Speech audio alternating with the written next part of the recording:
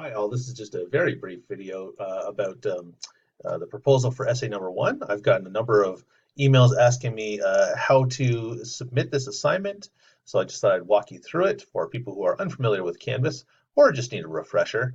I understand, I'm not there for these first few weeks, so it can be frustrating if you have these technical questions, so I thought I'd put this together. Anyway, so starting from the home page, what you need to do is you come to the assignments. Let me put this on student view first. So it looks more like what you see. Uh, you come to assignments, or you can just, you should have a list here, right? Let's go to assignments. I don't see it there. So let's go to assignments. Where is it?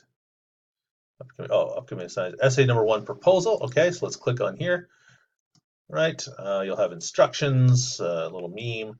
Right down here, you have a document you can click on. This will open said document. Uh, Open that up. What you'll get is a Word document, which you need to fill out. Okay. And this is for your first essay, so it's about code switching. So I'm just asking you to think about different codes you use. I have four boxes or four columns, or rows. I'm sorry, four rows, right? That I would like you to use to think about four different codes you use in your life. So that could be, let's say friends, family, school, and let's say work, right? So four different codes, or something else. Sports team. Let's say you play soccer. You communicate with your people that in a certain way in that setting.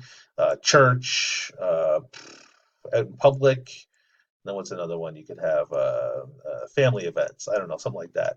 Any different kinds of codes you want to use, right? So four codes that you use in your own life, right? List those there. And that's all you have to write is like work, family, friends, whatever. Features. So what is a feature of that code, right? I have an example about Tan, right? The elevated diction she uses when she's communicating at work with her colleagues. So maybe around your friends you swear a lot, right? That's a totally normal way to communicate with friends. So you could write that could be one of the features. You swear, you bug each other, you make fun of each other. You I don't know, maybe you hit each other. I don't know. That's up to you, right? So something like that. Features, right? When you're around your family, do you use more respectful language? Do you avoid swearing? Things like that, right? So these specific features. What it achieves? Why do you swear around your friends? Right? There's a reason we swear around our friends more than we swear around other people.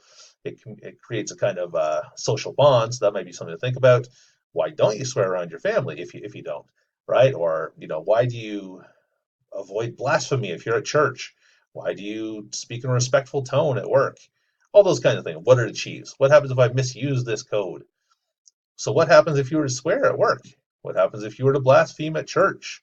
What would happen if you didn't swear with your friends? If you spoke stiffly and very formally with your friends, right? So what happens if you go against that code? And then examples, right? So this is what you want to think about for your paper, especially if you're going to write about family. Is there like a family event you had recently you could write about? Like your brother's wedding or something, or if you're thinking about work, did you have an interview recently for a job? That would be a good example that you could write about in your paper.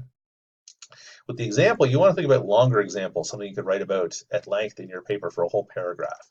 Okay, so that's just a guide to how you use this. This is just to help you brainstorm more than anything else.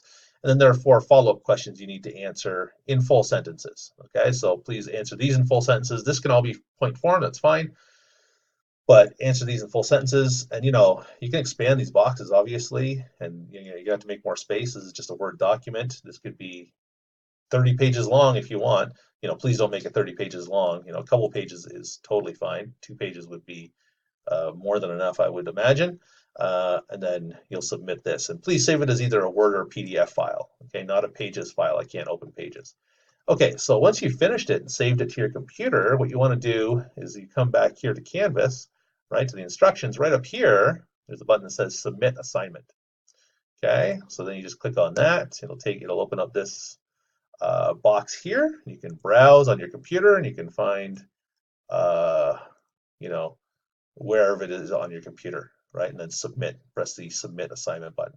And it's really as easy as that. We'll be using this throughout the semester, this, submitting things online. So please look for that button in the top right-hand corner if there's an assignment.